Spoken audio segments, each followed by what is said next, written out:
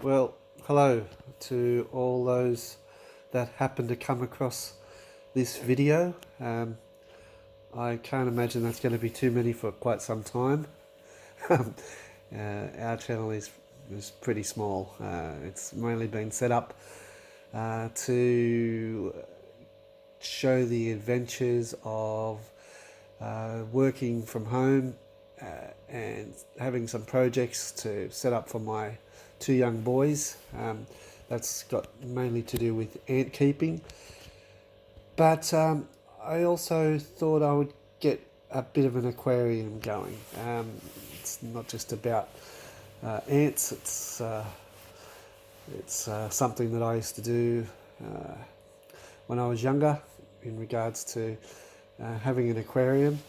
Ideally, it was kind of therapeutic for me. It was I had suffered with asthma when I was young, and so my parents heard that you could sort of that by buying an aquarium, it would be a relaxing type pastime, which I really did find it to be. We only had goldfish, but I could put my face up to the aquarium, cup my hands over my eyes, and sounds silly, but you pretend that you're in there with them, and it really did help to relax me when I felt a bit of tightness coming on. My two boys don't have it as bad as I had it, asthma that is, but yeah, I thought it would still be something nice to have in the house, and it does look all right. I'm hoping it will look better, but yeah, it's been enjoyable. It's been a bit of a conversation point, so that's good. So yeah, I got the tank secondhand off Gumtree.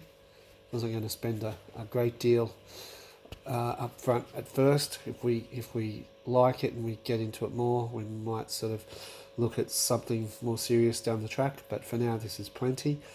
Um, it's set up as a tropical tank, mainly for two turtles, as you can see. One's called Bailey, kind of translates to barley, and one's Aussie, and that's because my wife's Balinese, and obviously I'm an Australian, so that's a bit of a pun on where we're from. But yeah, they've been great.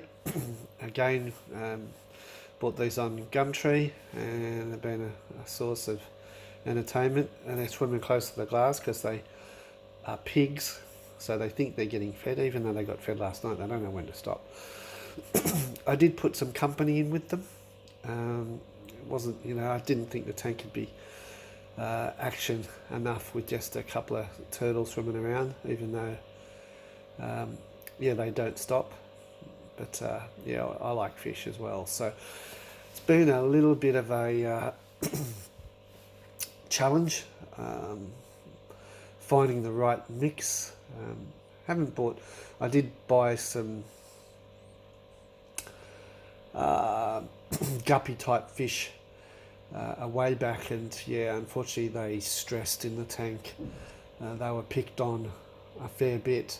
I've learnt a little bit about fish and turtles since. Should have really looked it up before I went and bought those poor little guys, because you're meant to have fish that are intelligent, that can hold their own, are fast movers, so they don't sort of just sit still necessarily. Intelligence in the sense that they know that they're in there with turtles, so they don't really give them the opportunity to get too close. So that's an important facet of fish in a tank. So anyhow, I've got two rainbows. Did have three. Came home one night. Boys came up and said, "Dad, I think one of the fish is dead." Um, and sure enough, the turtle was nipping at it. It wasn't. It's a mystery. I mean, obviously the turtle found it that way, and so it was sort of picking at it as they do. But I can't say whether it happened from one of the turtles. The other two have been fine, and the other one was fine too. I've done everything right in the way of keeping the tank clean, with the right um, uh, what do you call it? The bacteria levels of the tank, I suppose. So that's sort of an important thing. So I've got I went and bought those particular liquids. We've kept the algae down. I know fish aren't good with calcium, whereas the turtles need it. So there's been that balancing act. So besides the rainbows, we have some albino loaches, as you can see there. There's 3 of those. They've been going great guns. You can see that they're getting close to the turtles. They've learned how to sort of just deal with them. Turtles don't really bother them, as long as you keep them fed. Now, I have been told that when the turtles get larger, that can become something of a challenge, but I'm planning on having a better tank by then, and the fish could be moved out of that tank. I'm not sure. So yeah, at the moment it's fine. So besides these albino loaches, we also have 3 striped zebra, tiger, I'm not sure of their names, but they're awesome little guys. Let's see if I can find one. There's one there. The other ones are usually, yeah, so there he is. So they're all about the same.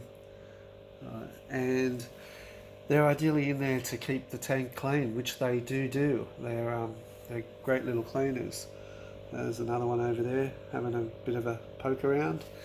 And last but not least, we bought 2. Where are they? 2 mystery snails, they're called. There's one down the bottom there. And for a small tank, they find ways to hide. So look at that. The other one, I can't see it. So sometimes it does get into that. There's a hole in there. It does get in there. And there's a few little spots in this particular rock here.